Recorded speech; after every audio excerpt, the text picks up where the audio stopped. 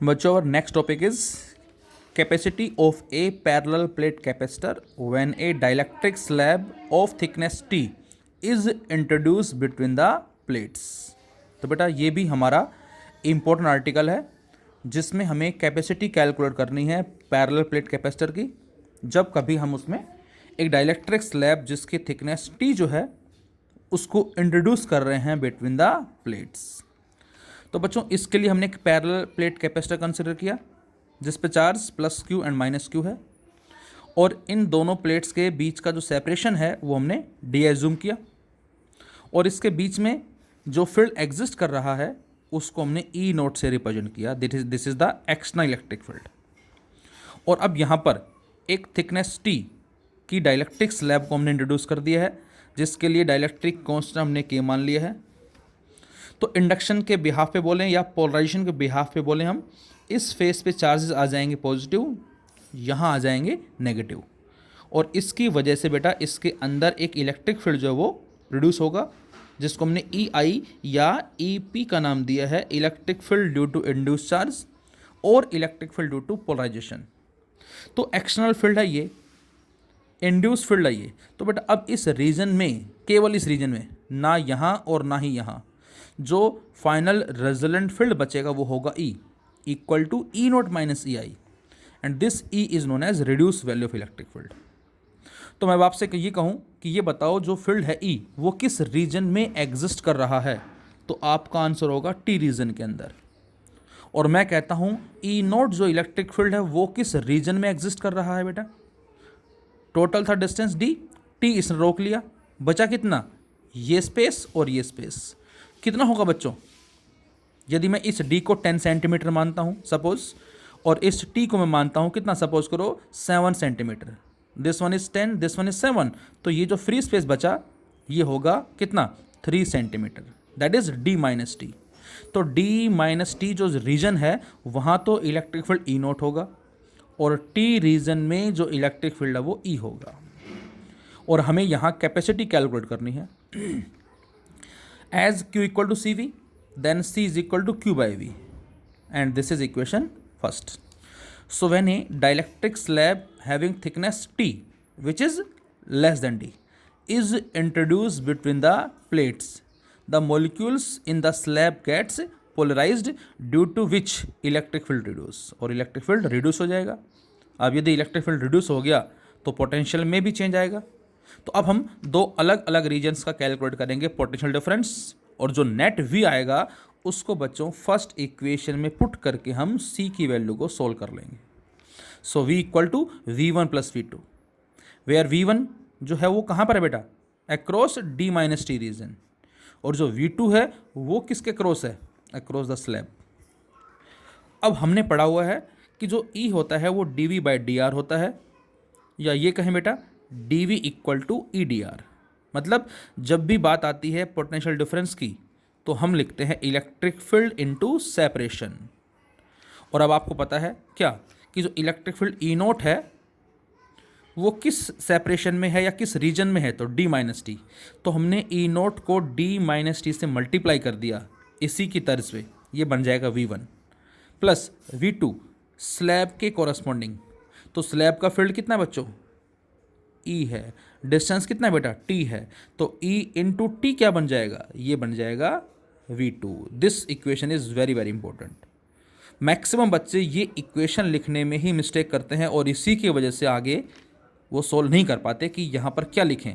तो मैं फिर से रिपीट कर रहा हूँ इसको बेटा, V1 प्लस V2, V1 है D माइनस टी रीजन में जहाँ फील्ड E नोट है, V2 है E टी रीजन में जहाँ फील्ड E है, रिजल्टेंट फील्ड की बात कर रहे हैं हम यहाँ। और अब इस E को रिप्लेस कर सकते हैं E नोट बाय के से, तो इसकी जगह लिख दिया हमने E नोट बाय के, और यहाँ से बेटा we can take the common E naught inside D minus T plus T by K, and electric field होता है सिग्मा अपॉन एप्सिलॉन नोट, और सिग्मा होता है चार्ज पर यूनिट एरिया।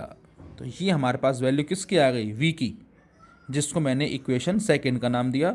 और बेटा अब इस सेकेंड को पुट कर दें फर्स्ट के अंदर, ना पुट सेकेंड इंटू फर्स्ट। तो हमें सोल्व करने के बाद जो आंसर मिलेगा वो आ जाएगा epsilon naught A upon D minus T plus T by के। इस क्यू से क्यू कैंसिल आउट हो जाएगा, या आप चाहें तो यहाँ से टी कॉमन भी ले सकते हैं कुछ इस तरह से। Epsilon naught A by D minus T common लिया, इनसाइड 1 माइनस 1 बाई के, और यहाँ से साफ पता लग रहा है कि डिस्टेंस जो है डिक्रीज हो गया, so we can say capacity increases. तो अब जो कैपेसिटी है वो ज़्यादा होगी किससे बेटा? फ्री स्पेस वाले से, जो कि epsilon naught A by D होता है। अब बच्चों इसमें कुछ हमारे इंपॉर्टेंट पॉइंट्स हैं, नोट्स हैं, प्लीज़ देखें जरा इनको seriously. If we have two slabs, बच्चों ये हमारे पास एक सिंगल स्लैब थी। अब ऐसे न्यूमेरिकल्स भी हो सकते हैं जिसमें स्लैब 2 हो, 3 हो, 4 हो, 5 हो, n स्लैब्स हों। तो उस केस में कैपेसिटी हम किस तरह से फाइंड आउट कर सकते हैं? So if we have two slab having thickness T1 and T2 and dielectric constant K1 and K2, then तो सेम इसी फॉर्मूले को हम ऐसे लिखेंगे, epsilon naught A by D minus जो टी है बेटा उसको T1 प्लस T2 लिखा, एंड प्लस में T1 by K1 plus T2 by K2. So this is the formula of capacity when two dielectric slab having thickness T1 T2 and dielectric constant K1 K2 are introduced. अब यदि बच्चों slab n हो जाएं तो जिनकी thickness T1 T2 T3 and so on and dielectric constant K1 K2 K3 and so on, तो इसी फॉर्मूले को हम ऐसे भी लिख सकते हैं, epsilon naught A by D minus T की जगह लिखेंगे T1 plus T2 plus T3 and सोन, और प्लस में जो T बाय के था बेटा T1 by K1 plus T2 by K2 plus T3 by K3 and so on. तो हमारा ये फॉर्मूला बन जाएगा। एक बड़ी ही इंपॉर्टेंट बात बच्चों इसमें क्या, यदि मैं कहता हूँ कि जो प्लेट पैरेलल प्लेट कैपेसिटर के बीच में जो हमने डाइलेक्ट्रिक स्लैब रखी हैं बहुत सारी n स्लैब्स, सभी की थिकनेस T1 T2 T3 है, और यदि उन सभी थिकनेस को ऐड करके हमें रिजल्ट मिलता है D के बराबर, मतलब ये सारी स्लैब जो हैं ये कितना स्पेस रोक रही हैं? D डिस्टेंस रोक रही हैं। तो उस केस में इसी रिजल्ट को हम और कैसे लिख सकते हैं, मतलब T1 plus T2 plus T3 and so on all are combined to get D। तो बेटा जो रिलेशन अभी लिखी थी हमने D minus T1 plus T2 plus T3, जो कि सारा D बन गया, ये सारा इससे कैंसिल हो जाएगा। तो उस केस में C लिखेंगे हम epsilon naught A upon T1 by K1 plus T2 by K2 plus T3 by K3 and so on. तो ये हम लेते हैं n स्लैब के लिए, और n स्लैब के साथ साथ यहाँ इन सभी का जो सम है थिकनेस का वो D के बराबर है। सेकंड नोट, स्लैब इंसर्ट करने से पहले जो कैपेसिटी होती है बेटा वो होती है epsilon naught A by D, जिसको हम C नोट बोल सकते हैं, और जब हम स्लैब इंट्रोड्यूस कर देंगे तो कैपेसिटी आती है एप्सिलॉन नॉट A अपॉन में D minus T plus T by के। इसका मतलब क्या हुआ बेटा? इसका मतलब ये हुआ कि कैपेसिटी जो है वो क्या हो गई? इंक्रीज हो गई। फिर से स्लैब इंसर्ट करने से पहले जो कैपेसिटी बेटा वो होती है एप्सिलॉन नॉट A अपॉन में D, और स्लैब इंसर्ट करने के बाद जो कैपेसिटी है epsilon naught A upon D minus T plus T by के। तो यहाँ से साफ हमें पता लग रहा है बेटा कि डिस्टेंस जो है वो क्या हो गया? कम हो गया, जिसके बिहाफ पे हम बोल सकते हैं क्या? कैपेसिटी बढ़ गई। लेकिन बच्चों हम ये चाह रहे हैं कि डाइलेक्ट्रिक स्लैब भी इंसर्ट कर दें और जो कैपेसिटी जो है वो इसी के बराबर हो। ध्यान से सुनना मेरी बात को बेटा, वेरी वेरी इंपॉर्टेंट। मैं कह रहा हूँ कि हमने स्लैब भी इंट्रोड्यूस कर दी और हम चाह रहे हैं कि जो कैपेसिटी है ये वाली, ये इस फ्री स्पेस वाले के ही बराबर हो। तो अब आप क्या कर सकते हैं? तो अब बताओ, बहुत सारे मेथड हैं, लेकिन हमसे कहा जाए कि अब बताओ कि हम डिस्टेंस को हमें कितना इंक्रीज करना पड़ेगा। मैंने लिखा क्या? Separation decreases so capacity increases, but if we want that the capacity remain same after inserting slab then we have to increase the plate separation, जो कि डायग्राम ये है। पहले distance D, slab thickness T। अब हमने इस plate को, इस प्लेट नंबर 2 को मान लेते हैं हम, थोड़ा सा राइट साइड में ले गए। कितना ले गए? ये इस प्लेट 2 की इनिशियल पोजीशन है बेटा, और ये इस प्लेट 2 की फाइनल पोजीशन है। कितना आगे शिफ्ट कर दिया बच्चों? हमने इसको x आगे शिफ्ट कर दिया। ध्यान से सुने सभी, हमने सेकेंड प्लेट को आगे x डिस्टेंस तक शिफ्ट कर दिया। तो अब जब x डिस्टेंस शिफ्ट करेंगे तो क्या होगा, तो आंसर है अब दोनों प्लेट का डिस्टेंस जो पहले d था बेटा, अब वो दोनों प्लेट का जो डिस्टेंस है वो कितना हो जाएगा, d प्लस एक्स। उसमें से कितना एक्वायर किया इसने, t एक्वायर कर लिया। तो अब हम लिखेंगे सेम इक्वेशन सेकंड को क्या, epsilon naught a upon d plus x, ये टोटल डिस्टेंस है, माइनस टी और प्लस टी बाई के। तो ये इक्वेशन क्या आ गई, थर्ड आ गई। और अब हम चाह क्या रहे हैं कि प्लेट के सेपरेशन को कितना कर दें ताकि कैपेसिटी जो है वो ओरिजिनल के बराबर हो जाए। तो अब फर्स्ट को और थर्ड को कंपेयर कर लेंगे हम। First equation is this and third is this. तो जब कंपेयर करेंगे तो यहाँ ये दोनों कट जाएंगे, क्रॉस मल्टीप्लाई करें बेटा, डी से डी कट जाएगा और x की वैल्यू जो आएगी सोल्व करने के बाद वो आ जाएगी t इनसाइड 1 माइनस 1 बाई के। तो थिकनेस और डाइलेक्ट्रिक कांस्टेंट इनकी वैल्यू पुट करके अब हम बता सकते हैं क्या कि हमें कितना सेकेंड प्लेट को मूव करवाना पड़ेगा ताकि कैपेसिटी वही हो जाए जो पहले थी। So this is very very important, इसको आपको विशेष ध्यान रखना है। इसी में ही बच्चों मैंने लिखा नोट 3, यदि बच्चों हमारे पास डाइलेक्ट्रिक स्लैब की जगह कंडक्टिंग स्लैब होती सेम क्वेश्चन में, then what will be your answer. Capacity of a parallel plate capacitor when a conducting slab is introduce between the plate.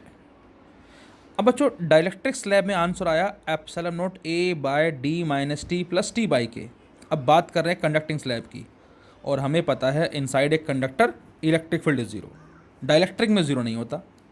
मतलब कंडक्टर की इतनी औकात होती है कि जिससे वो उसके अंदर फील्ड को ज़ीरो कर देता है, लेकिन बेचारे डाइलेक्ट्रिक्स की इतनी औकात नहीं है जिससे वो फील्ड को पूरी तरह से रिड्यूस कर दे, ज़ीरो कर दे, कुछ हद तक रिड्यूस करता है वो।